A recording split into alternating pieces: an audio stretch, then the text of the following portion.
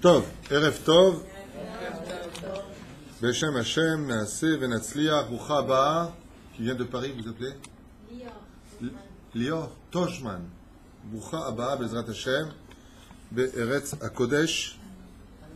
Vous avez le plaisir de déposer vos pieds sur une terre chérie par tous les grands de la Torah, ou même Moshe Rabbeinu n'a pas eu ce mérite que vous avez aujourd'hui. Comment on rentre? On fait le tour pour les gens qui parlent derrière. On dédiera ce shiur à Goter Mission, un shiur un peu spécial ce soir, qui a d'ailleurs jamais été fait sur le site, où je ne sais même pas si ça existe dans d'autres, je n'ai pas regardé dans d'autres sites, par d'autres rabbanim, mais c'est un cours qui m'a beaucoup été demandé. Donc avec l'aide d'Hachem, on essaiera de le mener à bien, plutôt court, mais efficace, en tout cas je l'espère. Leilou Nishmat Gilbert, Bat Mesaouda Malka, pour la réfoua shlema de tous les malades d'Israël, ou Bichlalam, et Chamish Shmuel ben Aliza, Moratimia Gdosha, Vateora, Vechen Shlomo ben Fortuna, Vechen Jemol ben Simcha, Shmuel ben Esther, Myriam bat Thérèse, Tamou, et bien entendu sans oublier notre ami Yehuda ben Eliaou, votre époux, et tous les autres, Bezrat Hashem. Pour un bon Mazal et un Ben Zachar Bezrat Hashem pour Mazal Bat Léa. Et le shiur sera aussi dédié à la mémoire de Chaya Chava Bat Sarah Gez. Refoua Shlema aussi de Shneor Zalman Ben Rivka. Céline Chaya Bat Simcha. Léa Bat Shalbia.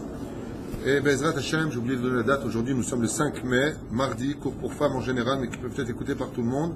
Tet Zayin du mois de Iyar. Alors vous savez de quoi on parle ce soir, si Dieu veut?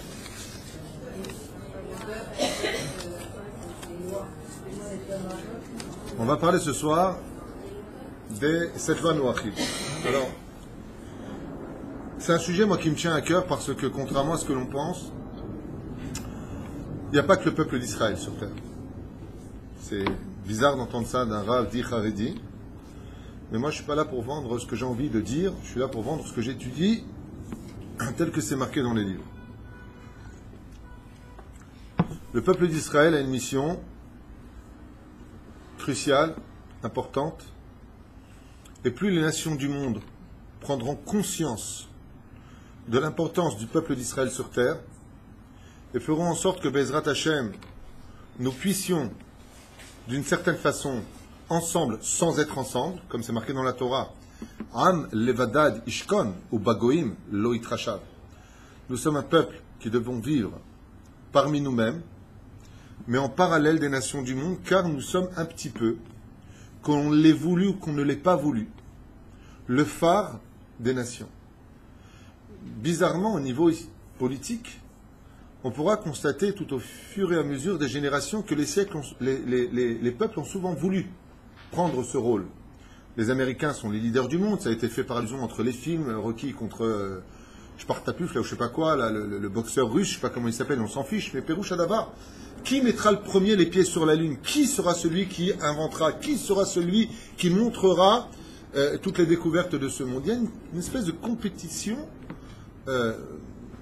volontaire ou involontaire, j'en sais rien, mais nous sommes les leaders. Nous sommes ceux qui connaissons Dieu. Nous sommes ceux qui connaissons les secrets de ce monde. Nous sommes ceux qui allons vous faire découvrir.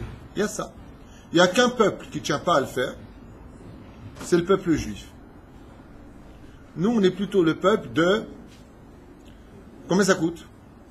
Là, je t'achète. On est le peuple d'en bas. Quand Dieu a voulu nous donner la Torah, on lui a dit non.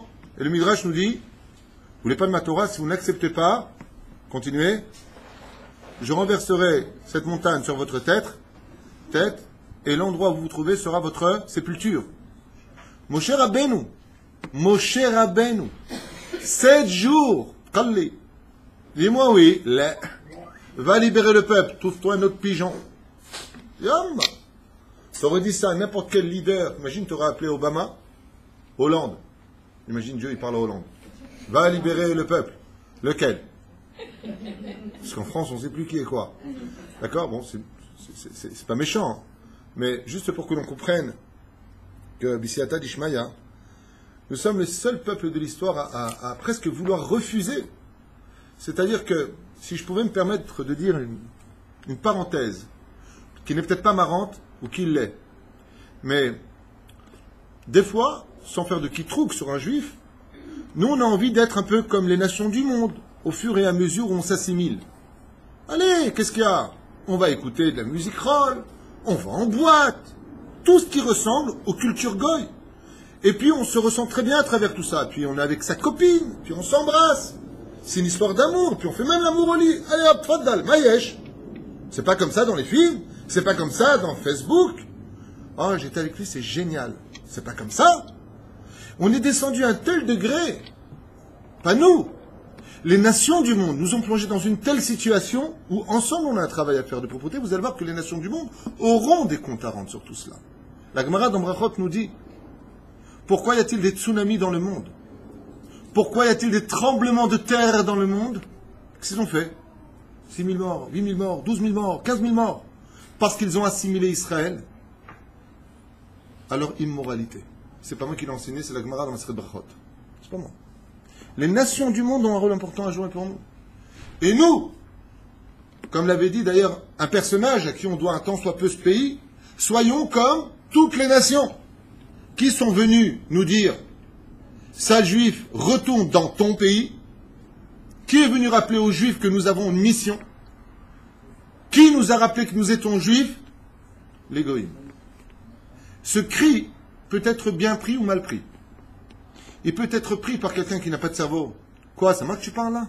Tu m'as traité de ça juif, mais t'es mort comme mec. Tu vois, comme ça. Et puis, il y a l'autre façon. Je peux te faire aussi Michael en arrière, si tu veux. Puis il y a l'autre façon, c'est Bémet. Qu'est-ce qui se cache derrière ce qu'il est en train de me dire?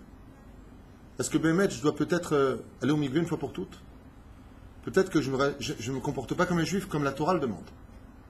Parce que le goy, lui, il sait que le shefa dans ce monde, comme on l'a appris hier dans le shiur, l'abondance dans le monde, où les nations du monde jusqu'aux animaux puissent se nourrir et s'abreuver, im en Torah en kemach. Si on n'étudie pas la Torah, il n'y a pas de kemach, Pérouche d'abord, il n'y a pas de farine, il n'y a pas de pain. Je ne pas de pain. Pas que pour nous, pour les nations du monde aussi. Exemple concret de la vie. Je sais que vous le savez, je le rappelle juste en préface de ce cours, pour aller vite. Les Juifs sont dans un pays. Jusqu'en Sibérie. J'ai lu un article, j'étais mort de rire, j'en ai parlé dans un shiur il y a quelques mois. La Sibérie était un désert de glace. Les Juifs sont arrivés là-bas, c'est devenu un pays hyper riche. C'est devenu le centre des diamants et de toutes sortes de matières premières. Là où vont les Juifs, automatiquement ça prospère. Là où vont les Juifs, ça prospère. Les nations le savent. Toi qui es marocaine au fond, qu'est-ce qu'il a demandé le roi du Maroc? Les Juifs, repenez.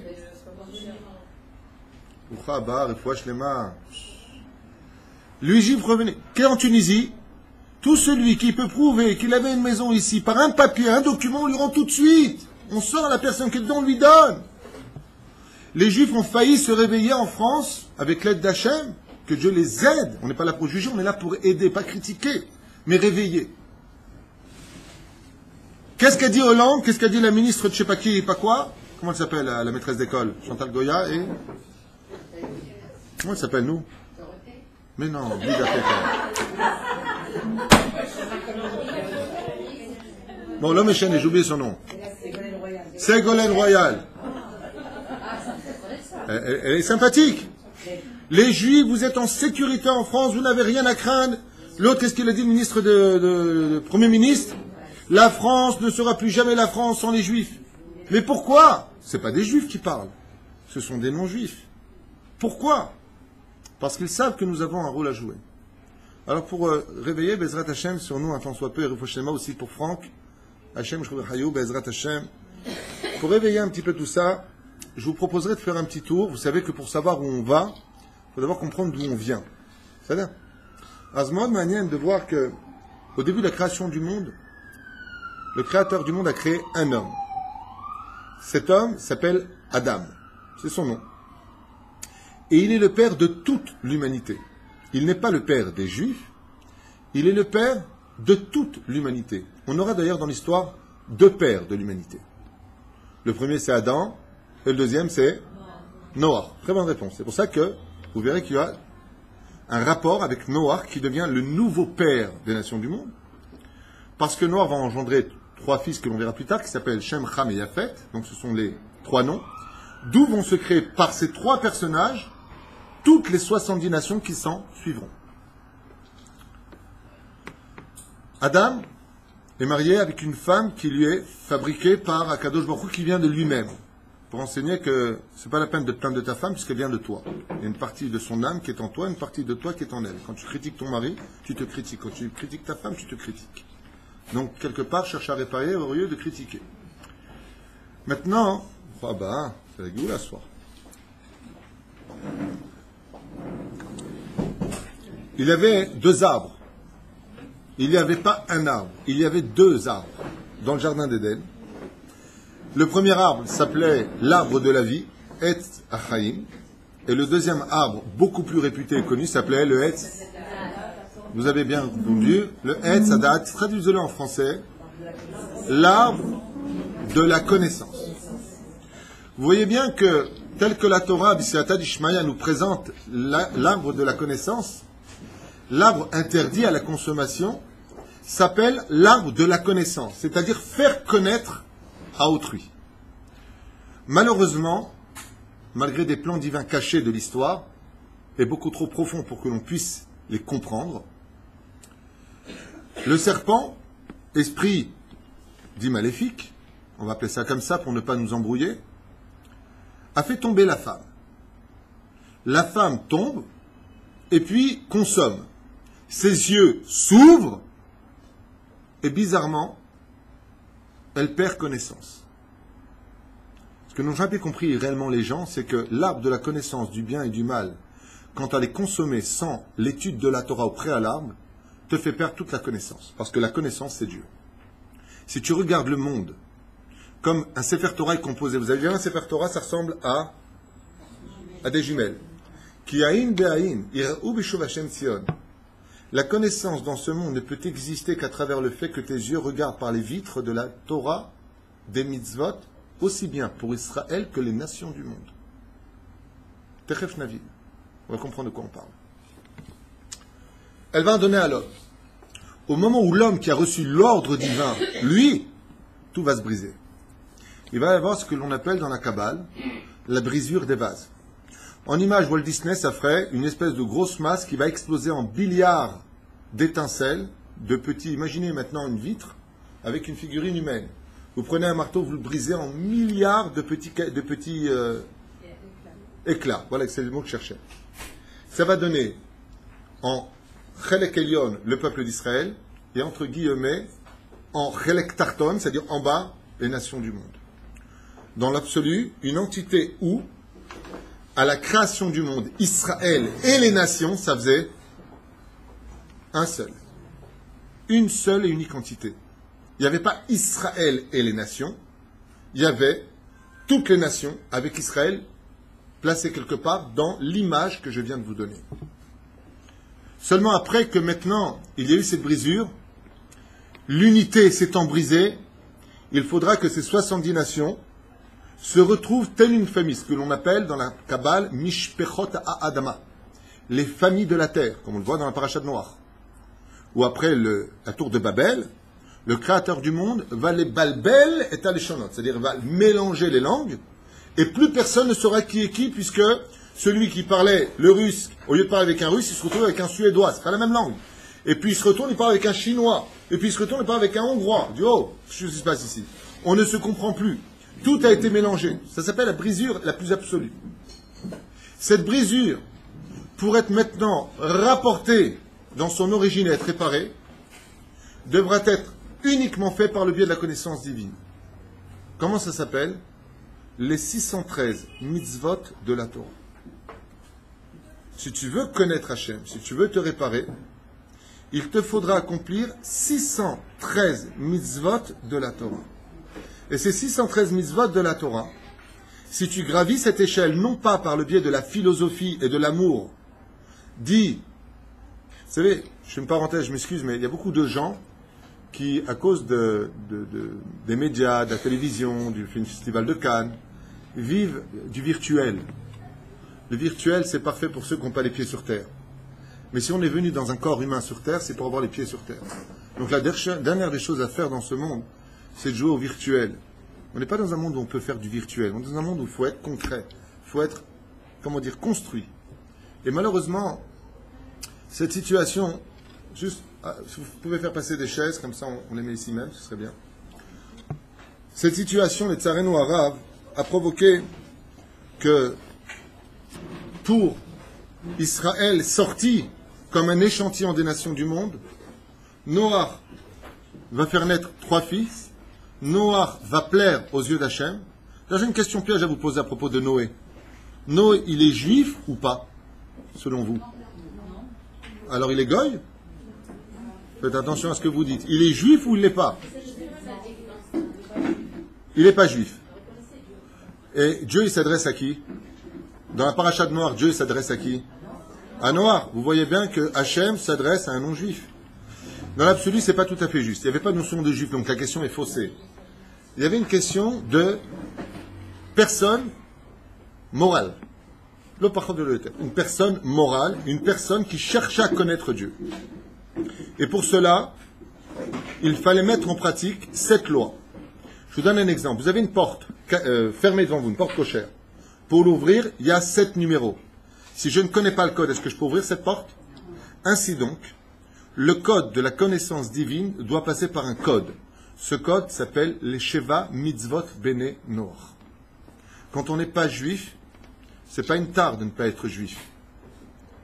C'est pas un problème de ne pas être juif. Si tu es né non juif, c'est parce qu'il y a une volonté divine à cela. Et ce que veut Dieu, l'homme doit vouloir, d'une certaine façon. Parce que tel que tu as été créé, c'est ce que veut Hachem. Imaginez le cheval qui a les boules parce qu'il ne ressemble pas à un kangourou parce qu'il saute. Il dit quoi? J'ai les boules? Azma! Azma! Alors la Gemara nous dit dans Masechet Avodah Zarah B'Dav Gimel Amud Aleph qu'un goy qui étudie la Torah écrite est aussi grand qu'un Kohen Gadol qui étudie la Torah. On ne parle pas de la Gemara, tout ça il n'a pas le droit d'étudier. Mais c'est homme. Il étudie la Torah, Dino Ke Kohen Gadol. La reine, cette notion de nation du monde, non seulement est un parallèle du peuple d'Israël que l'on se doit d'amener, et pour ça on peut applaudir un homme qui a fait un travail phénoménal dans ce domaine, pas que lui, tous les grands en Torah l'ont fait, tous les plus grands, mais il y en a un vraiment on peut dire, enfin, quand je dis il y en a un, c'est mon opinion, vous n'êtes pas obligé de partager, c'est le Rabbi Lubavitch. Le Rabbi Lubavitch n'a pas été que la lumière des Juifs, il a été la lumière des Juifs et des Goïms. Ça, c'est ce que l'on appelle être un Juif absolument accompli. Or, la Goïm, vous serez une lumière parmi les nations, et non pas une lumière qui éteignait les nations. Réaviver, c'est-à-dire le petit nefesh que Dieu a implanté, qui peut commencer à briller extrêmement fort. Rabbi Akiva le faisait. Rashi lui-même était ami avec des non-juifs. Ça ne veut pas dire qu'on doit se fréquenter, s'aimer et manger leur pain. Il y a des lois. On ne peut pas manger bichoul goy. On ne peut pas consommer. Mais ça ne veut pas dire qu'on doit détester ou critiquer. Il y a une grande différence. La reine, on continue. L'accomplissement des mitzvot pour le peuple d'Israël, lui, va se dévoiler par ce que l'on appelle les 10 sphirotes. Il y a 10 sphirotes, Baruch Hashem. La première, c'est Keter. C'est la plus haute de toutes. Celle qui représente l'émanation de la Shrina dans le monde. Keter, si j'écris la Gematria, c'est Kaf, Taf, Resh. Ça me fait exactement 620. Effectivement, dans la Torah, pour être capable de dévoiler le plus haut degré d'Hachem, Keter, Chochma, Bina, Da'at, qui est une sphira Ne'elemet, Chesed, Givura, Hot, Netzach, Yesod, Malchut. Nous avons les 10 sphirotes. Pour être capable de dévoiler la Shrina, il faut arriver jusqu'à Keter, qui correspond à Yom Kippour, où ce jour-là, le Tzera n'a même plus d'emprise, puisque c'est Akadosh Baruch Hu qui se dévoile, qui vient nettoyer lui-même le monde. Mais pour cela, il faut être capable de ressembler à des anges. C'est pour ça qu'on ressemble à des anges, et qu'à Kippour, on dit, à voix haute, chose qu'on ne dira jamais toute l'année, Baruch, Shem Kevod Malchuto, Léolam Baed. Pourquoi? Parce qu'aujourd'hui, tu es monté à l'état d'ange, ou plutôt Hachem et vous, vous ne faites plus qu'un. Il y a un dévoilement. Pour cela, Akadosh Baruch Hu demandera aux enfants d'Israël 613 mitzvot de la Torah. 613, c'est 620. Non, qu'est-ce qui manque? Sheva mitzvot. Les 7 mitzvot que nous avons, bien entendu, vous avez bien compris que dans les 613 du peuple juif, il y a les 7 mitzvot de Noach. C'est inclus dedans. Seulement, et la bracha de la Megillah, et la bracha de Netilat Yadayim, et la bracha de l'allumage des bougies. Nous avons 7 autres mitzvot qui nous ont été rajoutés aux 613 mitzvot assez de Oraïta, de la Torah, plus 7 autres des Rabbanan. Donc 613 plus 7, 620 Gematria, Keter. Pérouche Adavar, le mot Pérouche Adavar, je veux le dire souvent quand je fais mes cours, des fois je pars dans l'hébreu dans ma tête, ça veut dire quoi? Ça veut dire ça a l'air. Je vais expliquer comme ça. Maintenant, pour les nations du monde, eux, on ne peut pas remplir 1 litre d'eau dans un verre de 50 millilitres. Ça ne veut pas dire que l'esprit du non-juif est limité. L'âme d'un non-juif peut aller extrêmement haut. Si je devais être un petit peu...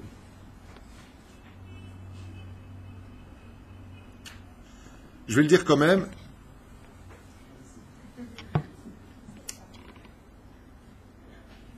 L'âme du juif vient de ce que l'on appelle Chelek Eloka mi Ma'al. Le rabbi d'ailleurs dit quelque chose qui est très très important et très choquant pour ceux qui savent étudier la Torah à un bon niveau. Le rabbi écrit Chelek Eloka mi Ma'al Mamash.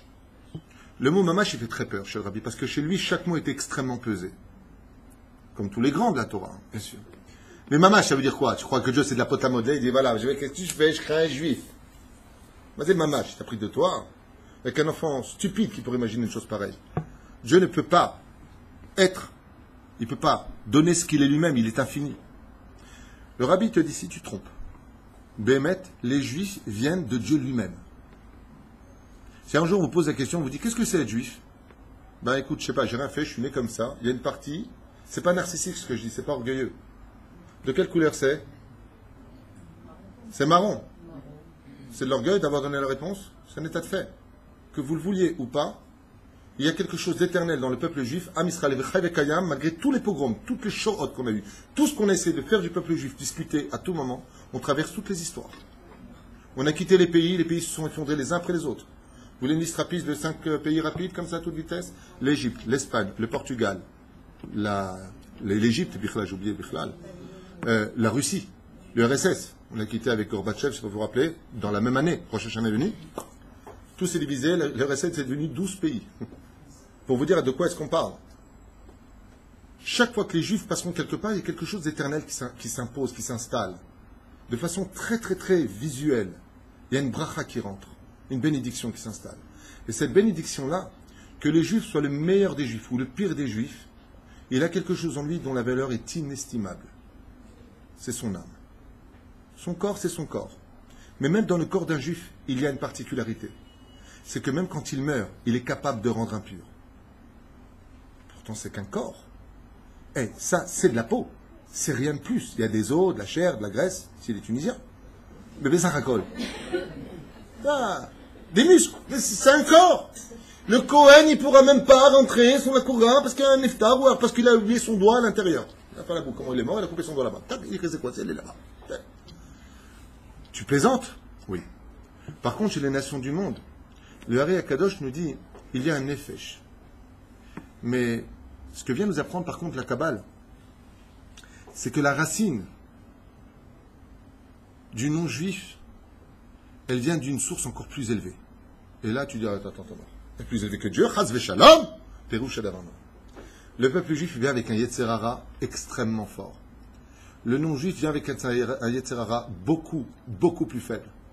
Comme je vous l'ai souvent dit, c'est pour ça qu'un non-juif, avant la conversion, c'est le premier à la synagogue, et puis Souda Shlichit, il apporte ce qu'il faut, il amène le rab, il ramène le rab, il est le premier à l'étude de la Torah, et attention, c'est du mal sur un juif.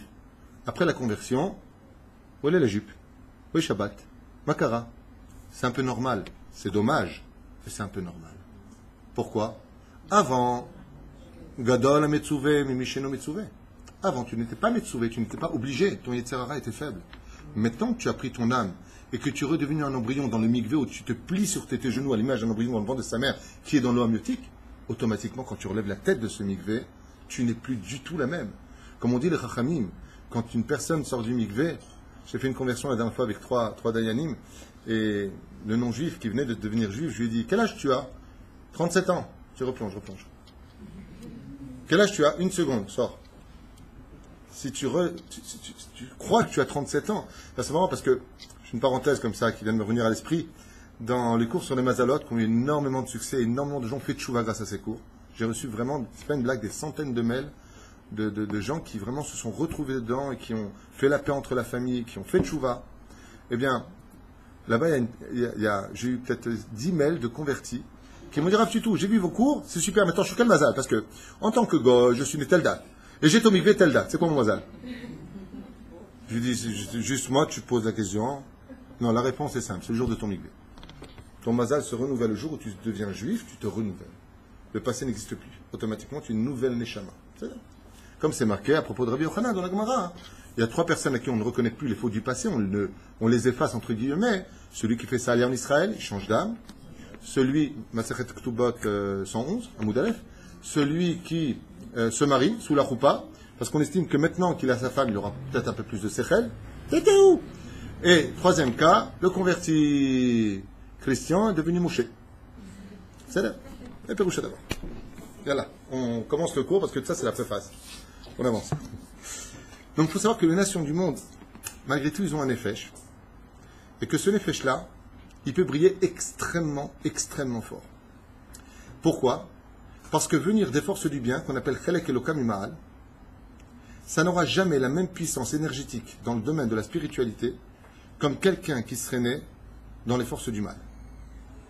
Parce que les meilleurs éléments peuvent se trouver d'Afka dans les forces du mal. Comme par exemple, les diamants sont dans la boue. Prenons un des cas. Qui est le plus grand prophète de l'histoire juive? Moshe. Qui a dépassé Moshe? Bilam, un goy. Comment? Pas Isaïe? Non, non, non. Pas Eliyahu Navi? Là. Bon, Yecheskel? Là. Yirmiyahu? Là. Eshkoun? Bilam. Billy? Hey. Goy? Hey. Tu plaisantes? Moshe Rabbeinu, il a été dépassé par un goy. Oui. Si le goy décide de réveiller en lui le côté spirituel qui est en lui, il peut aller très loin. C'est pour cela d'ailleurs que ne vous en tenez pas. La Torah orale est composée essentiellement de juifs, mais la Torah écrite. Mais la Torah orale, c'est qui? Rabbi Akiva, fils de converti. Rabbi Meir, fils de converti. Celui qui va nous expliquer la Torah, Ankelos, neveu d'Adrianus, converti. La Torah a été donnée sur quel nom? Yétro, converti. Les convertis ont un rôle d'une importance capitale dans l'histoire du peuple juif. Pourquoi? Je ne parle pas de ceux qui se sont convertis et qui sont les jugés, parce qu'une fois devenus juifs, on ne peut pas dire le moindre mal sur un juif. Sauf si c'est dans l'intérêt général, pour ne pas qu'on lui ressemble, dans les mauvais exemples qu'il puisse donner. Mais qu'on se comprenne bien que la conversion d'un Beddin peut changer toute la destinée si ce non-juif devenu juif prend au sérieux son tafkid.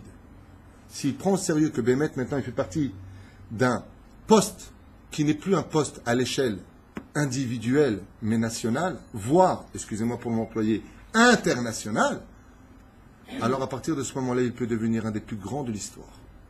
Un des plus grands de l'histoire. Et pour vous donner un exemple, il y a eu un converti dans l'histoire qui a vraiment marqué l'histoire à un tel point que les Chachamim nous disent qu'à la fin des temps, quand viendra le Melech HaMashiach, il sera à la tête de tous les guérim. J'ai nommé. Bonne réponse. Antonin. Antonin, empereur de Rome. Antonin était l'élève de Rabbi Yehuda Hanassi. Ce fameux empereur qui était si grand et si puissant avait préféré se mettre à 4 pattes pour que le prince de la Torah, qui était unique dans sa génération, monte sur son dos pour monter sur son lit. J'ai noté Rabbi Yehuda Hanassi. Et Antoninus, marqué dans la Gemara, était tout simplement un empereur qui s'est converti au judaïsme, qui avait compris toutes les valeurs de la Torah. Il avait creusé un tunnel de Césarée jusqu'à la maison de Rabbi Yehuda Hanassi. Il avait l'habitude de venir étudier sa Torah.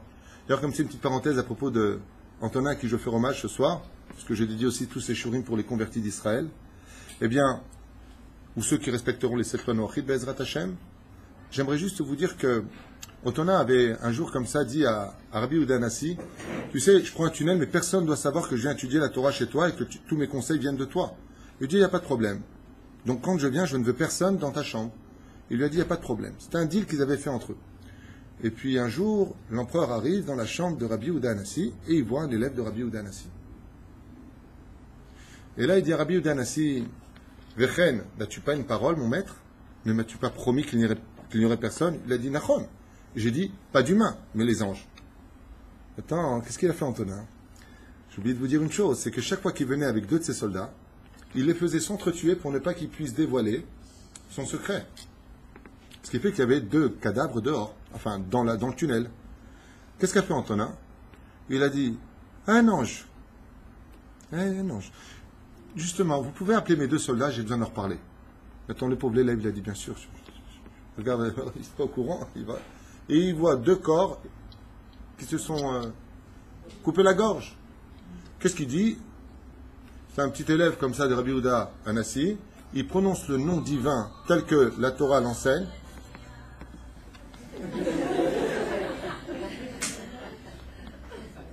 Alors ça, c'est la meilleure. Non, je ne regrette rien au téléphone, je la connaissais pas celle-là. Ah, mais pas de slicha, vous avez fait rire tout le monde, ça vaut des millions. Faire rire un juif, ça vaut des millions. Et vous voulez pas changer la musique quand même? Parce que j'ai l'impression qu'on est en 1900... Qu'est-ce qu'est parti faire l'élève? Il a prononcé le nom divin. Et maintenant, le qadr. Comment ils sont venus, les 2 soldats? Ils sont arrivés la gorge rangée comme ça. Oui, empereur, mort. Ils marchaient sur leurs jambes, ils sont arrivés devant l'empereur Antonin. L'empereur Antonin, quand il a vu ces 2 soldats sur les jambes, alors qu'ils étaient morts devant lui, vidés de leur sang, il a regardé Rabbi Yehuda Anassi, il dit quoi? Le plus petit de tes élèves, il a déjà le niveau d'un ange de Dieu. Il a dit à son élève de quitter la pièce et il a continué à lui enseigner la Torah. Je t'avis, nous. Il y a un rôle pour chacun de nous sur terre. Baruch Hashem, il n'y a pas de grand ni de petit dans l'histoire. Il y a des gens qui doivent remplir leur fonction en tant que telle, à l'image d'une main, où aucun des doigts ne se ressemble. S'il en manque un seul, la prise ne tiendra pas longtemps. De la même façon, il faut que les nations du monde apprennent à connaître leur tafkid et à dévoiler aussi le potentiel qui est en eux, pour que le peuple d'Israël, B'Seata d'Ishmaïa, quand on ne remplit pas notre rôle, alors des fois, Kadosh Baruch Hu, il dit, alors plus que Israël, vous ne remplissez pas le rôle que vous avez à prendre en main. Il arrivera des fois que Dieu envoie un prophète chez les nations du monde. J'ai parlé de Yom Kippourim, j'ai parlé de l'Haftara de Mincha, où on lira le livre de Yona. Va à Ninvé et dis-leur que s'ils ne font pas Teshuvah d'ici 40 jours, je renverserai la ville sur eux. Qu'est-ce que tu es en train de faire? Je suis tout simplement en train de dire que si la Teshuvah ne se fait pas au sein d'Israël, elle se fera au sein d'une autre nation. Pas que Dieu change de nation, chas v'shalom. Le peuple d'Israël est irremplaçable. Parce qu'on a vraiment une valeur inestimable. Je pense que les seuls à ne pas le savoir, c'est nous-mêmes. Si on était vraiment conscient de ce que nous sommes, un juif, comme a dit Rabbi Nachman de Breslev, danserait toute la journée que pour une seule raison. Qu'est-ce que t'as gagné l'auto? Non, je suis juif. Ma boule. Quand tu regardes dans la glace, je suis juif. Sérieux? Ouais. J'ai été viré, mais je suis juif. Ani Yehudi. Ani Yehudi. Anashim Mevini Mazeliot Yehudi. Quand on parle de ce mot, on sait ce que c'est être Yehudi. Yehudi, c'est être Bechor. Bechor veut dire être l'aîné. Donc l'exemple. Vous avez remarqué dans les médias, on peut écraser 15 000 Chinois en une seule journée, il y a 28 ans, pour la manifestation des étudiants. Vous vous rappelez de ça? 3 jours aux informations. 15 000 morts. Et c'est filmé, les tanks roulent sur les corps. On peut tuer en Tchétchénie des centaines de personnes, ou à l'UNICEF, on peut voir des milliers de photos d'enfants qui crèvent la faim. Faites un don. Mais ce qui se passe en Israël, c'est qu'on construit un immeuble en Israël. Ça fait la une du journal pendant 1 mois. Ça fait une réunion, excusez-moi pour le mot employé, vous me direz si je mens, ça provoque la réunion immédiate de l'ONU. Pourquoi? La hatar quoi? Prouver que le quartier dans lequel... Oui, c'est à côté d'Armon Nativ, c'est Jérusalem, ça a été conquis, ça a été acheté, ça a été voté. Vous n'avez pas le droit de construire. Là, je t'ai demandé, moi, ce que tu construis à Neuilly, à Tikoujek Lahir. Je t'ai demandé, moi, ce que tu fais de Sarcelles. On est venu voir, vous, ce que vous avez fait en Bourgogne, ou quand vous avez volé les terres de l'Allemagne. Vous voulez qu'on parle de l'histoire de la France, ou de l'histoire des États-Unis? Vous voulez qu'on parle de l'histoire de la Russie, comment elle s'est concrétisée, ou de la Chine, et des millions de morts? Vous voulez nous donner des leçons de morale? Dans un pays où nous avons pour seul unique testament, et de qui plus est, contrat de vie, la Bible sur laquelle vous jurez tous les pays du monde. Je jure de dire toute la vérité, rien que la vérité. Mais sur quoi tu jures? sur un livre dans lequel il est marqué que la terre d'Israël appartient au peuple juif. Où est ton honnêteté? Alors pourquoi les nations du monde ne sont-ils pas capables de voir et de comprendre avec des yeux clairs? Il y a deux raisons à cela. La mauvaise foi, il n'y a pas de réponse, puisque mauvaise foi signifie savoir et ne pas accepter. Et deuxième réponse, est-ce que vous faites ce qu'il faut avec cette terre pour être pour nous un phare de l'histoire?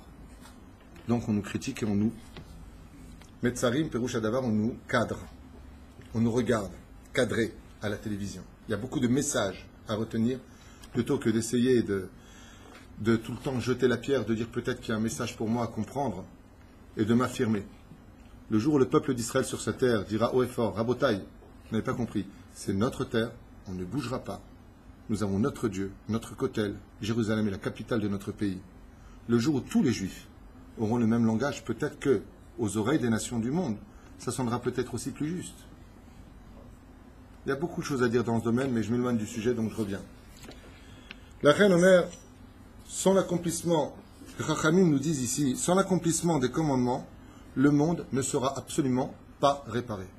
On est obligé, bon, c'est pas un cours sur la tchouva, mais je vous le dis comme ça parce que c'est marqué noir sur blanc, vous m'avez tué à Etanomazgan. Le monde ne peut pas être réparé si on ne fait pas teshuva. Quelqu'un, une femme juive ou un non-juif, une femme non-juive et une femme juive, un homme juif et un homme non-juif, s'ils ne prennent pas sur eux les commandements que Dieu leur a dictés pour revenir à la connaissance et au dévoilement divin, ils refusent et ils éloignent la Géoula. Lo pachot velo yoter. Parce que les mitzvot ne sont pas un but en soi, mais sont le chemin qui permet de dévoiler Dieu. C'est pour ça que Dieu te dit Asher kedeshanu be mitzvotav vetziva. Mais c'est à qui les mitzvot? Be mitzvotav. C'est à Dieu. Tu veux le trouver lui, fais ce qu'il te demande. Vetzivanu, qu'il t'ordonne. C'est un roi. Je te demande, je t'ordonne. Mais pourquoi je t'ordonne? Perouch Adavar, c'est comme un père qui a son fils qui roule à 180 km/h. Il dit je t'ordonne de rouler à 100. C'est pas un ordre qui est mauvais, c'est un ordre qui va te sécuriser. Parce qu'à 180, tu vas te prendre un platane, mon fils. Je t'aime. Akadosh il a un ave. Mais il donne des ordres. Mitzvah, c'est le mot mitzav Hashem, de l'ordre divin. Le monde ne sera pas réparé, y compris pour les nations du monde, qui doivent accomplir et respecter absolument les 7 lois noachides, les 7 lois de Noé qu'on va développer tout de suite. Car ils furent donnés à Noach jusqu'à la venue d'Abraham, et officiellement les 613 mitzvot le jour du don de la Torah. Il faut savoir que, et là je voudrais faire une parenthèse d'une importance capitale. Capitale. Écoutez bien ce que j'ai à vous dire maintenant, ouvrez bien grand les oreilles. Il y a des midrashim que nous lisons, midrash Tanchuma, midrash Agadol, midrash de droite et de gauche, peu importe. On nous raconte, Nachon il fait chaud, voilà. Alors imaginez-moi avec le chapeau. Heureusement que j'ai plus de cheveux. Avant de donner la Torah aux nations du monde, qu'est-ce qu'il a dit à Kadosh Baruch Hu? Il a proposé, nous dit la Gemara, ainsi que le Midrash, ne marche pas. Il a proposé la Torah à Esav. Et il lui a dit à Esav, tu veux la Torah? Et il lui a répondu, qu'est-ce qu'il y a marqué dedans? Et il lui a dit, il y a marqué dedans, Lo tirtzach, tu ne tueras pas. L'ange d'Esav, d'Ésaü, aujourd'hui symboliquement ce serait la chrétienté, a répondu l'ange qui dirige cette nation, plutôt l'Europe aujourd'hui, les Américains, peu importe, seul Dieu le sait, je ne sais pas les plans divins tels que Dieu le voit. Comment peux-tu me demander à moi de ne pas tuer alors que dans ta propre Torah tu as marqué que je vivrai par mon al-harbecha tichir? Tu ne vivras que par ton glaive. Retenez bien ce qu'on vient de dire. Le Créateur du monde propose, vous voulez ma Torah aux nations du monde. Vous savez à qui il va la proposer en dernier? À Israël. Donc je fais ça en kitsour. On va faire vite. Christian, tu veux la Torah? Qu'est-ce qu'il y a marqué dedans? Faut pas tuer. Tu peux pas me demander ça. Dans ta propre Torah, il y a marqué tu vivras par ton épée. Ok. D'un coup, on ne sait pas pourquoi, ils sont sortis de Chafé Panim. Ils sont sortis la tête basse. Dieu les a renvoyés. Pourtant, il n'y a eu rien de mal. Il appelle Ishmaël. Viennent les nations, dit aujourd'hui, qui représenteraient, de façon symbolique, peut-être que je me trompe, l'islam. Mais plus ou moins, Ishmaël, père de la nation arabisée. Ok. Je sais pas si ça se dit arabisé. Non, parce que dès que je fais une erreur en français, les trucs. Rav Tutou, c'était super le cours, mais vous avez dit arabisé et c'était arabique le café. Ça me fait rire, hein, ça me dérange pas, mais bon. Résultat, vient Ishmaël. Tu veux ma Torah? Et il lui a dit, qu'est-ce qu'il a marqué dedans? Et il lui a dit, tu ne voleras pas. Je suis de Saint-Denis, le mec.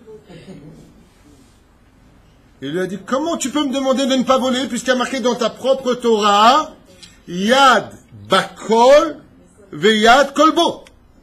Il prendra. Dans la Torah, on nous apprend que la descendance d'Ishmaël, peut-être pas tous, c'est peut-être l'exception à la règle, mais de façon générale, Yad, c'est marqué dans la Bible, celui qui n'est pas content, il ouvre la Bible, il regarde. Sa main sera dans tout. Ma main est dans tout ce qui ne lui appartient pas. Faites un pays, concrétisez-le, on arrive, on prend. Ça fait partie de la conquête de façon générale. Et là, Dieu les renvoie. Qui vient? Le peuple de Moab. Vous voulez ma Torah, les Moabim? Qu'est-ce qu'ils répondent à Dieu? Qu'est-ce qu'il y a marqué dedans? Tu ne pratiqueras pas l'inceste. Alors écoute, il faut que je te parle là, parce que là, ça va pas du tout. Internet, chez toi, il y a un bug. Comment tu peux me demander à moi, Moab, ne fais pas d'inceste alors qu'on est né de l'inceste? Puisque Lot a parti avec ses deux filles et engendré deux nations, Moab et Ammon. Et ils sont partis à la tête basse. Avant de partir sur Israël, j'aimerais revenir sur ce qui a été dit quand même dans ce dialogue qui ne veut absolument rien dire entre le créateur du monde et les nations du monde. Si on a bien analysé les choses, il y a un problème. Où est le problème? Vous avez compris le problème? Le problème vient du fait que Dieu lui demande, vous voulez ma Torah? Ils répondent, qu'est-ce qu'il y a marqué dedans? Mais il y a un problème. Si tu me dis, qu'est-ce qu'il y a marqué dedans, c'est que tu n'es pas au courant. À moins que tu sois spécialisé dans la vie, je suis teubé professionnel. Parce qu'il y a un problème au niveau analytique et psychologique, là. Si tu dis, qu'est-ce qu'il y a marqué dedans, c'est que tu ne le sais pas. Comment tu peux être capable de dire exactement le verset qui te concerne? C'est que tu sais exactement ce qui est marqué dans la Torah. Les anges qui représentent les nations savent de quoi est faite la Torah. Alors pourquoi ils posent la question dans ce cas-là? Il y a un truc qui ne va pas. La réponse, je vous la fais en kitsour des trois qu'on a cités, c'est que les nations du monde savent exactement qu'il y a Shabbat, Yom Tov, Chol HaMoed, l'Anida, la Tzedaka, Shaharit, Mincha, Arvit, Brit Mila, Bar Mitzvah, mariage, les enveloppes.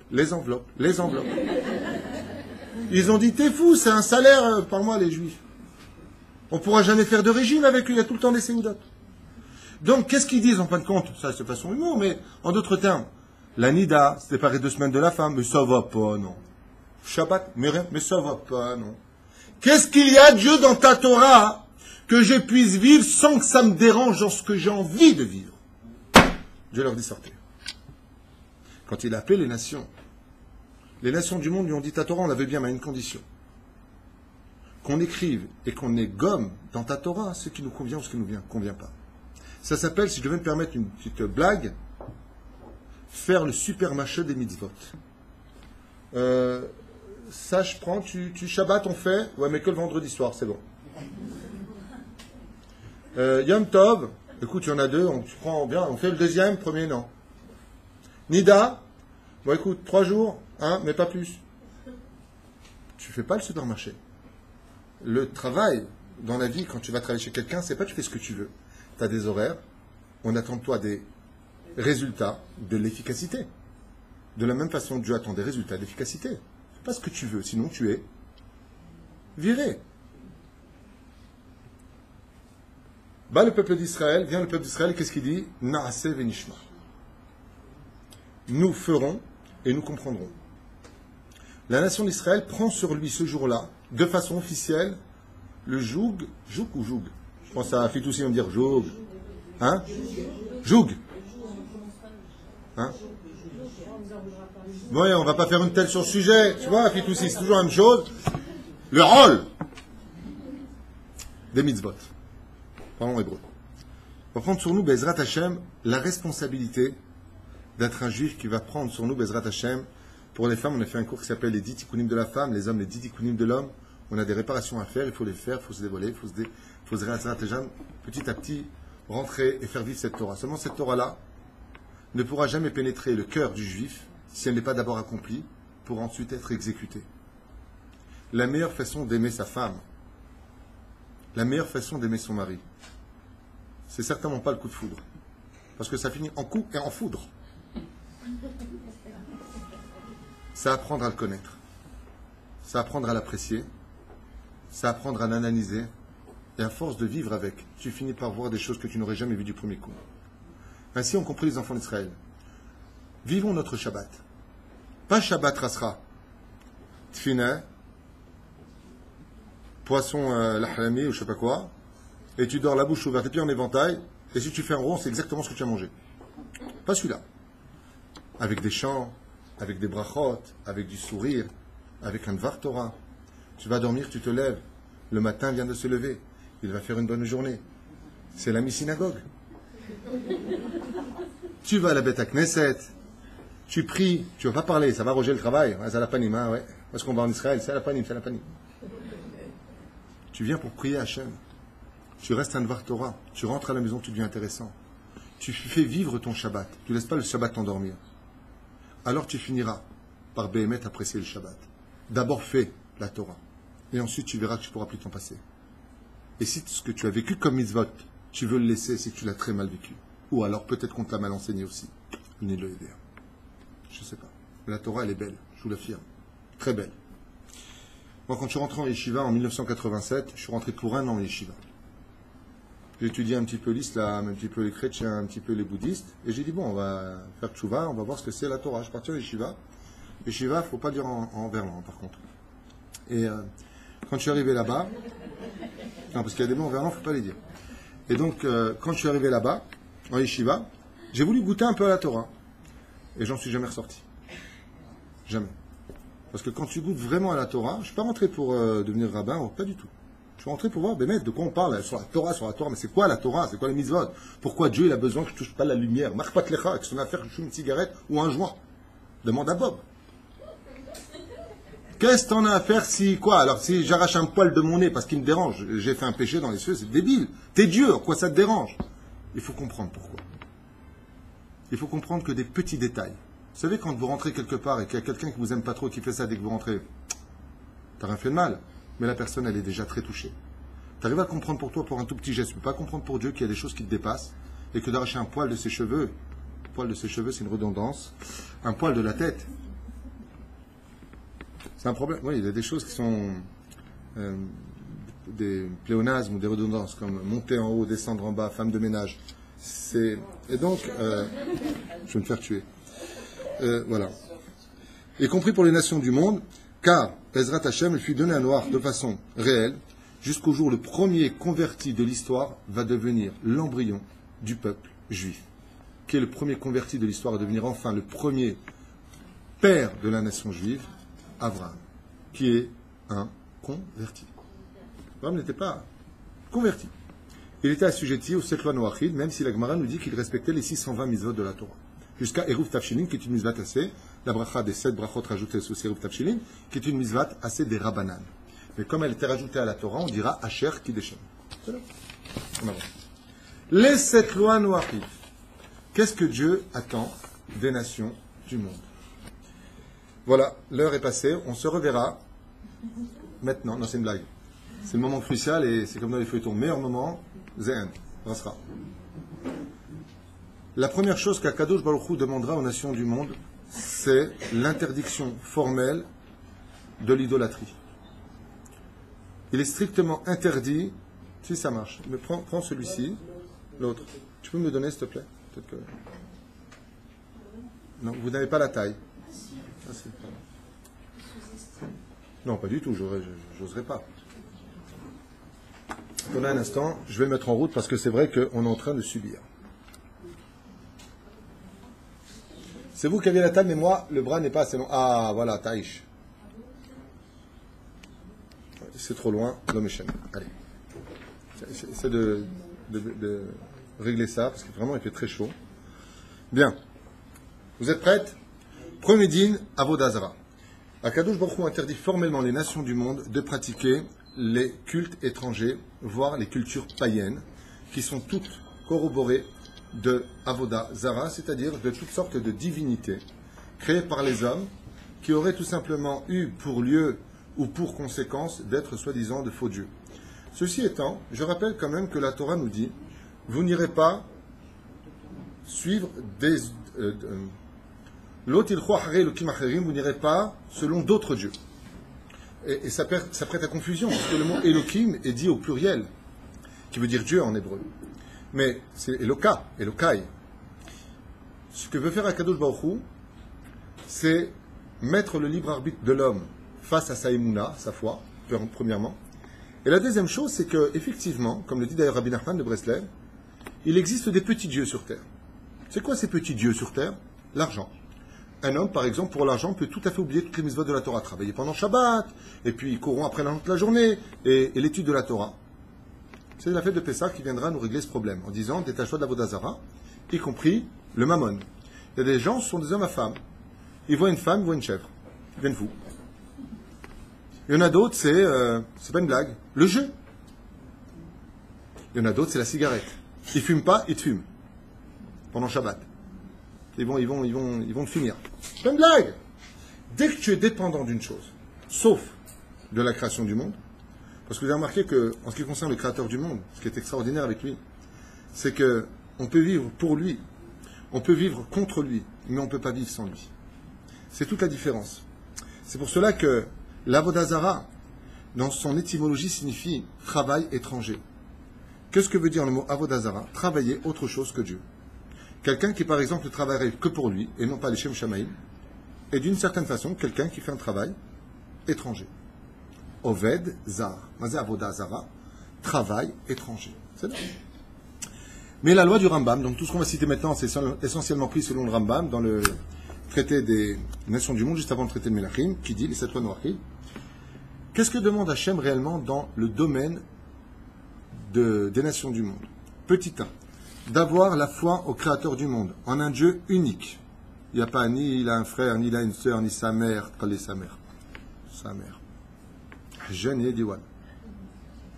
Ni il a, je sais pas ce qui... C'est pas l'Olympe. Premièrement, qu'il a créé le monde. Avoir une foi réelle que le monde ne s'est pas créé de par lui-même. Ça, n'importe quel cerveau humain normal vous le dira.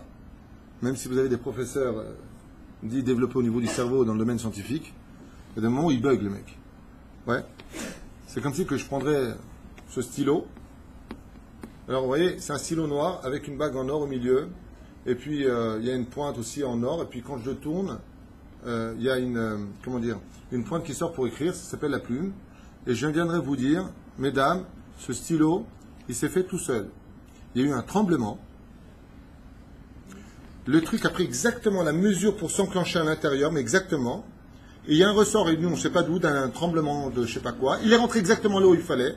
Et c'est venu, et là, et il est dans ma poche. Tout seul. Ça, c'est une réponse qu'on entend, vous savez de qui?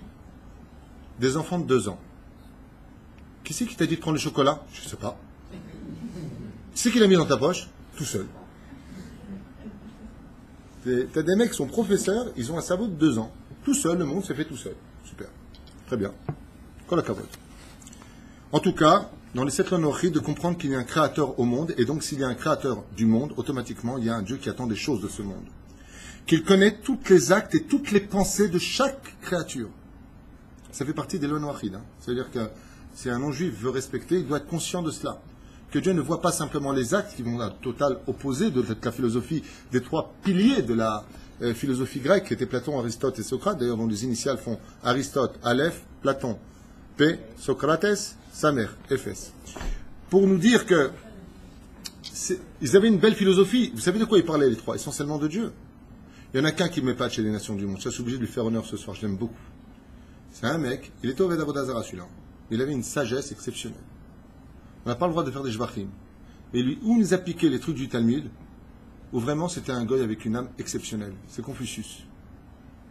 C'est un philosophe qui a vécu à peu près 3000 ans en Chine, Confucius. Et puis il avait l'habitude de faire des fables, et puis des vers, et puis des conseils de sagesse. Et une fois comme ça, je me suis mis à un petit peu lire ce qu'il avait écrit. J'ai retrouvé beaucoup de Pirkei Avot, beaucoup de Mahamarim des Chachamim. Il y a même les Tunisiens qui ont pris un pit de gamme. Comment on dit un pit de gamme? Un proverbe, voilà, des proverbes, Taïch. Un proverbe de Confucius. C'est l'organisation des ratés tunisiens.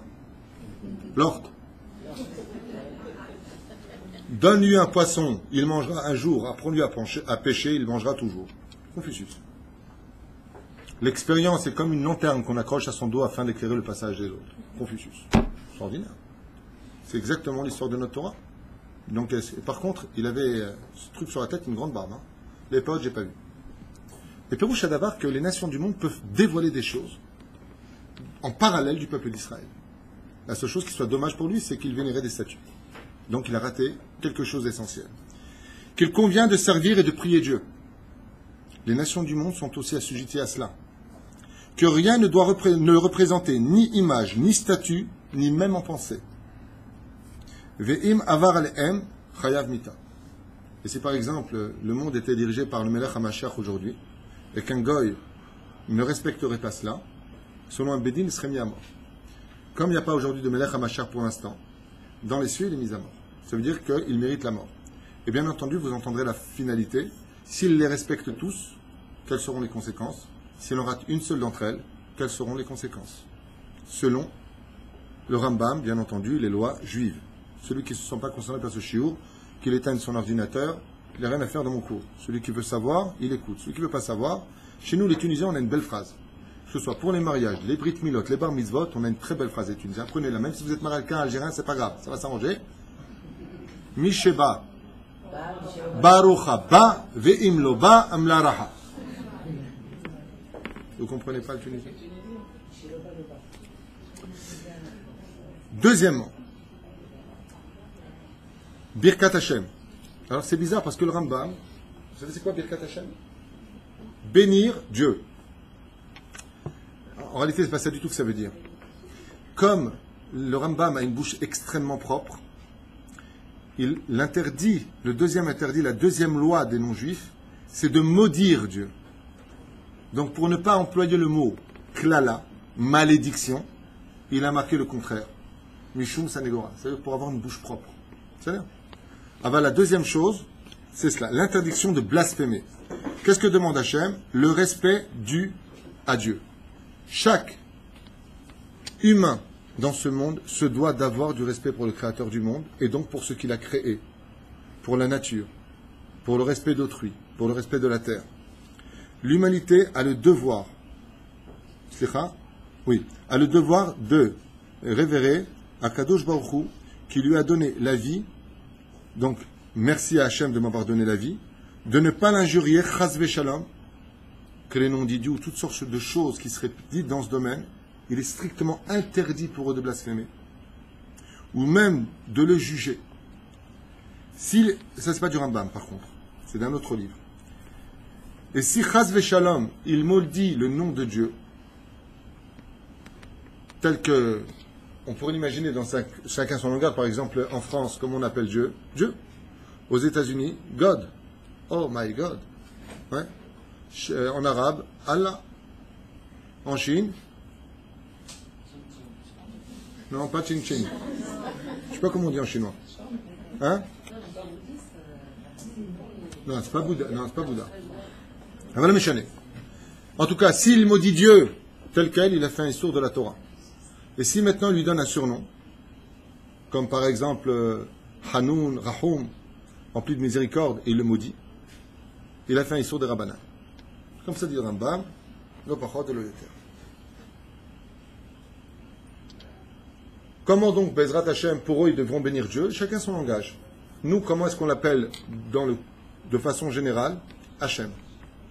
Hashem qui veut dire en hébreu le nom. Parce que comme les noms ne sont que des attributs, par exemple, si je vous pose une question, comment s'appelle Dieu lui-même, son nom à lui? Bonjour Dieu, tu t'appelles comment? Si vous me dites Elohim, vous me dites Adobai, vous me dites Anochi, vous me dites Shagdai, vous me dites Tsevakot, il a plein de noms Dieu. Chaque nom dans la Torah, c'est un des noms de Dieu. Même Bilam, c'est un des noms de Dieu. Lavan, c'est un des noms de Dieu. Dans la Kabbale, c'est un des noms de Dieu. Donc comment il s'appelle Hachem? On dit Hachem, le nom. Parce que le nom, c'est des attributs. Quand Dieu veut être justice, il s'appelle Elohim. Quand il veut être Chesed, il s'appelle Avaya. Quand il s'appelle promesse, il s'appelle Shakai. Quand il s'appelle le Dieu des armées qui fait la guerre, Tsevakot. C'est des attributs. Il y en a un qui a posé la question à Dieu, il dit, mais comment tu t'appelles au nom de qui je viens? Il lui a dit, Ehyeh Asher. Le nom de Dieu, c'est Eke. Mais il existe un autre nom, qui est le tétragramme, Yudke Vavke, qui lui, par contre, est strictement interdit d'être prononcé, celui que vous avez dans les Sidurim. C'est marqué Yudke Vavke, mais vous lisez Adnout. Vous ne pouvez pas le prononcer tel qu'il est marqué. Pourquoi? Parce qu'on est trop impur. Seul le Kohen Gadol, Jordan Kippouri, pourrait le prononcer. Aujourd'hui, on est trop impur. On n'a pas le droit. Et si on le fait, on est Chayav Mitab et Shamaï. On est condamné à mort. J'avance. Ça vous intéresse ce qu'on fait? Parce que je vous sens... Très bien. L'interdiction d'assassiner ou de se suicider font ainsi partie des 7 lois noachides. C'est la 3e prescrite par les Rachamim, chez les nations du monde. Ils n'ont le droit ni d'assassiner, ni de se suicider, chas v'shalom. Le respect de la vie humaine fait partie des principes fondamentaux de notre Torah, car ils ont été faits à l'image de Dieu. Alors bien entendu, chaque fois que tu dis à une personne, tu dis, ah voilà, j'y suis. Voilà, il est fait à l'image de Dieu. Non. Quand on dit que l'homme est fait à l'image de Dieu, Dieu n'a pas de visage. Mais quand on dit qu'on est fait à l'image de Dieu, Pérouche Adavar, vous avez déjà vu un père et un fils, quand le fils ressemble énormément à son père, pas au niveau du physique, sa façon de parler, sa façon d'analyser, sa façon de réagir. Qu'est-ce qu'on dit d'ailleurs? Il est... Non, ça c'est qu'un Tunisien qui parle, il est comme son père. Quand on sait parler les Français, on dit... Il est à l'image de son père. Zé Pérouche Adavar. Ce que dit Agmara dans Bracha. La Bracha nous dit, vas-y, Dieu, il n'a pas de visage, il n'a pas de nez, il n'a pas de yeux. Ouais. Et là, Pérouche Adavar, on est... Comme Dieu est rempli de miséricorde, sois miséricorde. Comme Dieu est patient, sois patient. Comme Dieu est généreux, sois généreux. Zé Pérouche Adavar. C'est pas les midot. Car ils sont faits à l'image d'Hachem, donc on n'a pas le droit de retirer la vie. Leur vie est un don, comme ça disent les Chachamim. Car la vie dans ce monde est un don. Et il convient de s'attacher à la vie afin de perpétuer l'espèce humaine, y compris quand on est un embryon dans le ventre de sa mère. De là, on a encore affaire à un meurtre qui s'appelle l'avortement. Une non-juive qui va enlever son enfant, automatiquement se disqualifie des 7 lois noachides. Se disqualifie. À sourd là. Et cela sera considéré comme un acte. Les sages ils disent pourquoi on n'a pas le droit de tuer ou de retirer la vie ou de se retirer la vie, le suicide, parce que c'est comme si qu'on disait à Hachem qu'il faisait mal son travail, qu'on le défiait. Tu as donné la vie, moi je donne la mort. Tu es Dieu qui a donné la vie, moi je serai un homme qui donnerai la mort. Sur chaque vie que tu prendras de ce monde, tu rendras des comptes. Et plus que ça encore. Le Rambam rajoute, il dit, de stam tuer un animal ou de le faire souffrir ou de l'affamer jusqu'à le tuer. Tout cela font partie des interdits des nations du monde. Y compris le suicide, car ta vie lui appartient aussi, ainsi que la mission pour laquelle tu es né. Car même un goy ou un juif, dans chacun son monde et son univers, à des degrés différents, on a un tafkid, on a un rôle à jouer, il est très important pour nous de remplir ce rôle, et si on se suicide, on arrête automatiquement ce rôle, et donc on a effacé tout ce qu'il y avait avant, puisqu'on a dit qu'on devait respecter la vie, qu'on était venu pour louer Hachem, et patati patata. J'avance. 4e interdiction, vous inquiétez pas, il ne reste plus que 3. Les unions immorales. Bien entendu, ça fait partie des 7 lois noachides, c'est la 4e prescrite par le Rambam. Toute union interdite. Comme quoi, par exemple, le respect d'abord de l'intégrité familiale. Un homme dit homme de Dieu et qui ne se marie pas, automatiquement il est disqualifié de l'histoire. Un curé, moi je vais le dire à voix haute, je ne pas de problème avec ça, automatiquement lui il a tout perdu. Automatiquement. Il ne s'est pas marié avec la bonne personne. Lama, comme dit le Rambam, le respect de l'intégrité familiale. Bon, enfin, Coluche avait répondu à ça. Et c'est quand même curieux, hein, quand même. Hein, t'as remarqué? Si, Coluche. Donc Coluche, il disait, t'as le couvent à droite, t'as le monastère à gauche, et t'as l'orphelinat au milieu. Un problème. Problème au chalet. L'homme et la femme qui le maintiennent et qui maintiennent la perpétuation de l'espèce humaine, le lien familial, créer une nation, devenir un peuple, automatiquement, ça demande de la moralité, et comme on dit mishpechot, il n'y a pas plus précieux que la famille. Donc automatiquement, qui s'efface automatiquement de tout cela? Celui qui ne perpétue pas. Donc, petit 1, l'homosexualité. Un homme et un homme ne sont pas productifs. Et en plus, c'est crade. Une femme et une femme ne sont pas productifs, c'est anti-nature. t'as beau dire je t'aime du matin au soir, tu changes rien, tu ne perpétues pas l'histoire. L'inceste, bien entendu, frère et sœur, fils et mère, père et fille, humain avec un animal, dit le Rambam, l'adultère, une femme mariée, sont strictement interdits, ainsi que le manque de pudeur chez les nations du monde. 5e interdit, donc il y a plein d'autres exemples que j'ai fait en Kitsour, je ne vais pas vous les noter, je ne vais pas vous en parler parce que c'est trop long, il est déjà 9h10. L'interdit du Gezel. Il est strictement interdit à un non-juif de voler quoi que ce soit. Selon la seule différence, c'est que chez nous, il y a un digne de ce qu'on appelle Shavé Prouta. Chez les nations, il y a Filou Pachot mi Shavé Prouta. Mazé Shavé Prouta, je vais l'expliquer. Shavé Prouta, ça veut dire avec la valeur minimale monétaire pour acheter la chose qui coûte le moins cher au monde. Si ce que tu voles n'a pas cette valeur-là, c'est considéré comme étant inexistant. Pour les nations du monde, le Rambam, il dit le respect de la propriété d'autrui, même pour moins que Shavé Prouta. Même, tu vois, une chose insignifiante, à un degré où tu n'aurais rien pu faire avec, automatiquement, tu as fait un enfreint de la Torah, il faudra que la personne se réveille. Et ce, de quelque façon que ce soit, par la ruse, par la malice, par la menace, la mafia, tout ça, tous ces gens-là, automatiquement, se disqualifient. Toutes les mauvaises personnes qui volent, qui prennent, automatiquement se disqualifient. Car ce serait comme remettre en question le jugement d'Hachem, et Dieu, c'est exactement tel qu'on l'a dit, il juge chaque personne, et c'est ce que tu penses, et c'est ce que tu fais. Si tu viens prendre la propriété de quelqu'un d'autre, c'est que tu estimes que Dieu, il ne sait pas à qui donner. Il ne fait pas ce qu'il faut. C'est à moi qu'il aurait dû donner. Donc je me prends, je prends. Donc, en fin de compte, tu effaces tout ce qu'on a lu au préalable. Là, c'est l'effet domino. Tu fais tomber un, tout tombe. On avance. Et là, le Rambam rajoute, car l'honnêteté dans ce monde pousse l'humanité à accomplir des actes de charité et à venir en aide à leurs semblables. Donc, en d'autres termes, vous avez compris pourquoi nous aussi, les Juifs, autant que nous sommes, nous n'avons nullement le droit de nous assimiler aux nations du monde, ni à leur culture, ni à leur musique, ni à leur façon de faire leur mariage, et encore moins leur boîte de nuit ou leur pub. Mais par contre, on se doit aussi de respecter, comme Rabbi Yochanan ben Zakkai. Rabbi Yochanan ben Zakkai, le maître de tous les centimètres, voire des millimètres, a toujours devancé le bonjour avant qu'on lui dise bonjour. Bah oui, c'est normal. Le'olam haya makdim shalom bene chavero. C'est bien, kol hakavod. Non, pas vis-à-vis des Juifs. Monsieur Pedro, bonjour. Monsieur Christian, bonjour. Être souriant. Grâce à Dieu, je vis ça, moi, tous les jours. Dans mon immeuble, là où j'habite. Enfin, j'habite chez ma femme, mais... je sais pas, j'ai fait un chido, je viens prendre en bas de chez elle pour la rencontrer. Elle m'a bloqué là-bas. Il y a plein de Russes qui habitent là-bas, ils ne sont pas juifs. Et ils te font bien comprendre. Et un jour, j'étais avec quelqu'un, on montait à la maison, et il y a une femme russe qui avait ses sacs, et puis elle pose ses sacs, elle m'ouvre la porte. Je dis, rafle-toi tout. Je dis, non, t'as pas compris. Pas rafle-toi tout. Quand elle arrive, je tiens la porte aussi. Je sais pas, style, c'est une sale goya, celle-là. On a vécu en Russie, on a mal été accueillis, certes, mais on a quand même fait de l'argent là-bas, on s'est installé. C'est un commandement de la Torah. Reçois bien le guerre chez toi, car tu as été étranger sur une terre étrangère. Pourquoi tu n'as pas de savoir-vivre? Parce qu'il est goy, azma. Si lui, il respecte ces 7 lois noires face à toi, où est le problème? Où est le problème? Ne t'assimile pas, ne va pas l'embrasser, ne va pas lui serrer la main, ne lui fais pas la bise. Mais derech eretz kadma la Torah. Savoir-vivre. Excusez-moi, pardonnez-moi.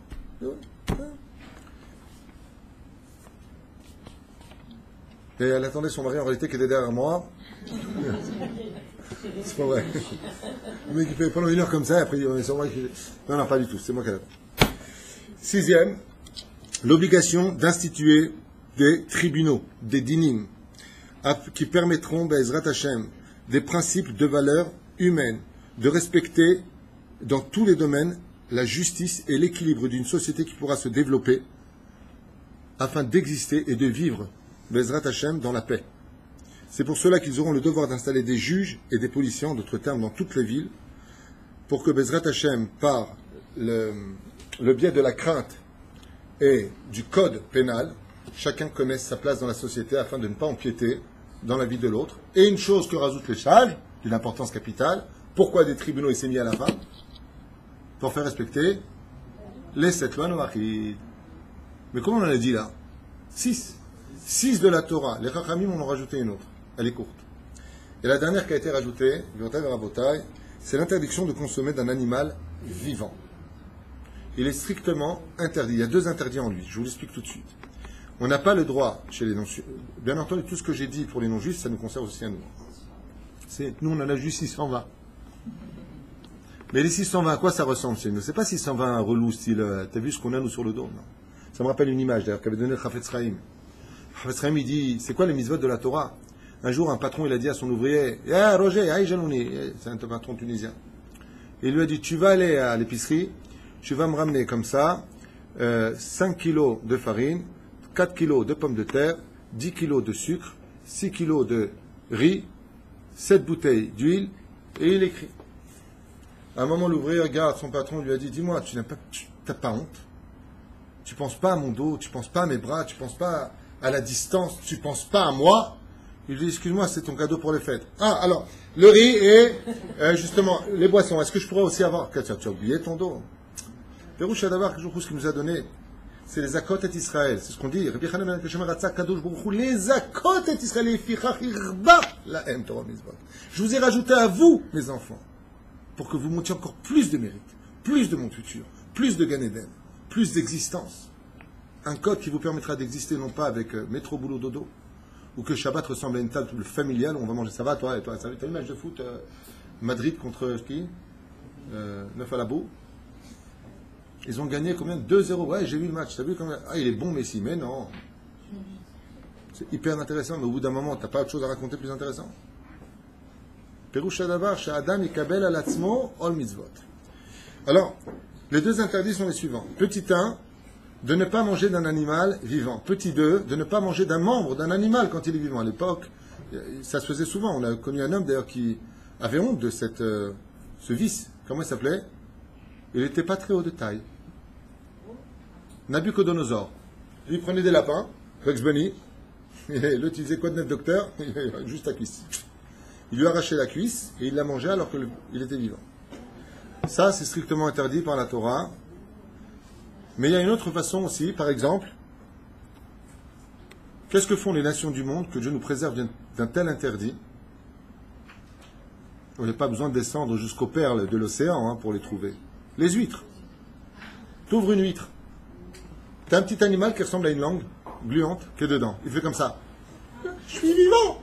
Et toi, tu le réveilles avec du savon, j'ai nommé le citron. Et lui, mais t'es malade. Et là, il voit tes dents. Et il voit ta langue. Et il te dit, mon pote, tu viens de te griller. Tu n'as pas le droit de manger d'un animal vivant. Le parole de l'Éther. Tu n'as pas le droit de manger d'un animal vivant. C'est un des interdits. C'est là. Mais le porc, ce n'est pas interdit pour les nations du monde. C'est interdit pour Israël. Encore une fois, qu'ils décalquent des choses qui viennent de notre Torah, ça c'est leur problème. Si l'islam a voulu ne pas manger de porc, ça c'est leur problème à eux, leur philosophie à eux. Aval, c'est un commandement qui vient de la Torah, bien avant que naisse l'islam en 673, si je ne m'abuse, de l'ère vulgaire. Non, après la destruction du temple. Non, de l'ère vulgaire. 673. C'est là 76, peu importe. Maintenant, les sages nous disent que tout celui qui respectera ces 7 lois-là, comment est-ce qu'on appelle, dit le Rambam? J'ai fini. Il s'appellera Chassid Umot Haolam. Comment on appelle un goy et une goya qui possèdent, d'ailleurs, je vous rappelle que le mot goy, c'est pas un mot péjoratif. Goy veut dire en hébreu peuple, nation, c'est tout. Et je rappelle pour ceux qui ne le savent pas que le peuple d'Israël, quand on atteint le plus haut degré, on s'appelle goy.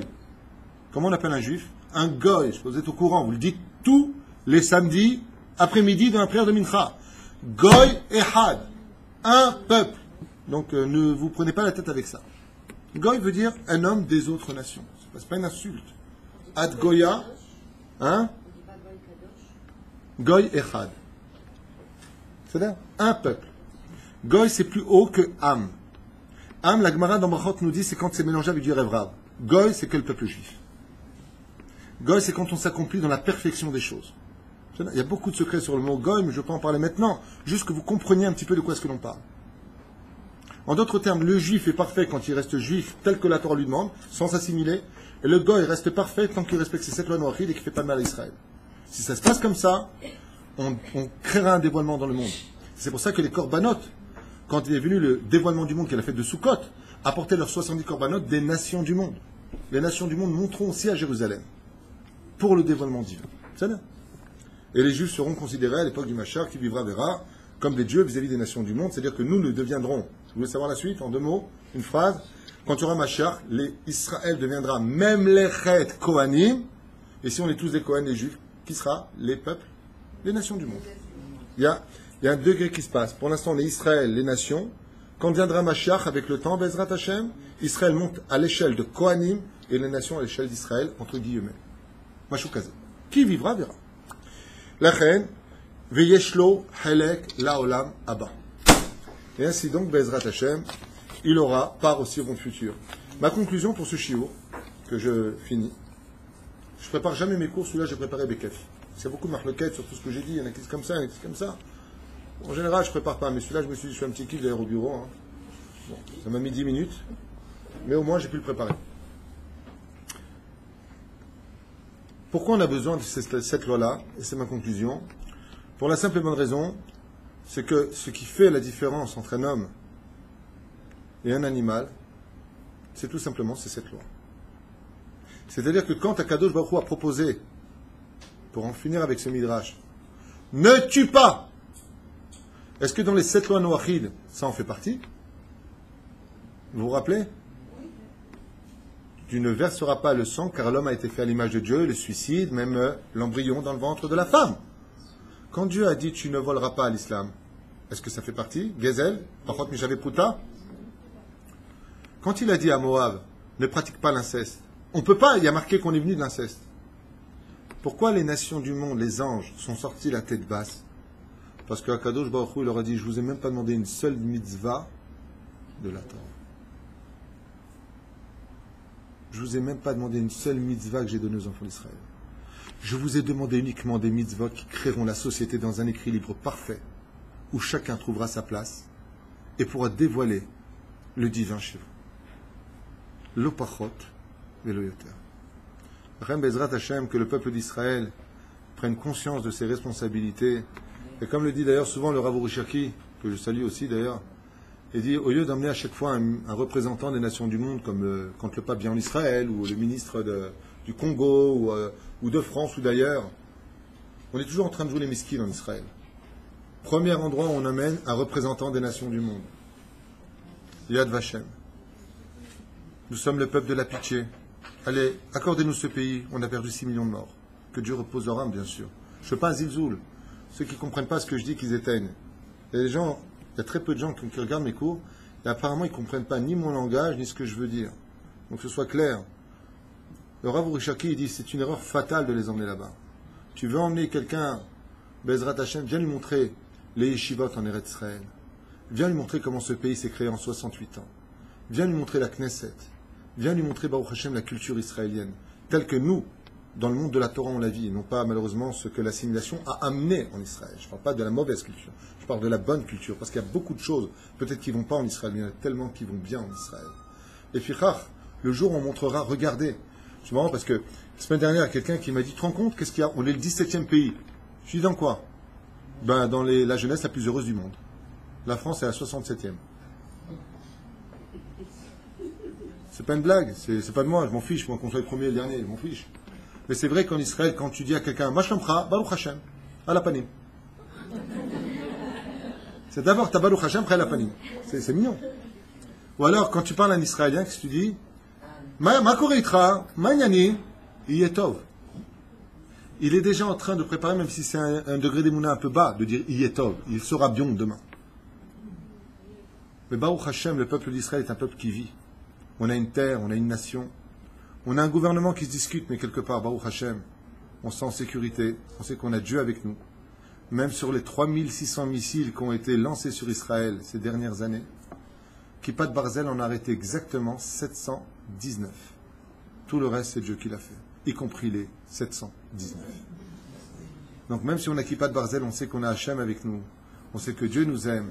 Mais ce dévoilement devra, Bezrat Hashem, intervenir par un des degrés premiers dans l'histoire juive aujourd'hui, c'est la hardout du peuple d'Israël. Parce que si les nations ont compris un message, c'est que pour nous détruire, ils sont obligés de s'unir. Alors imaginez si nous, demain, on s'unit, Bezrat Hashem, combien on deviendra irréprochable, voire invincible. Kol Tov.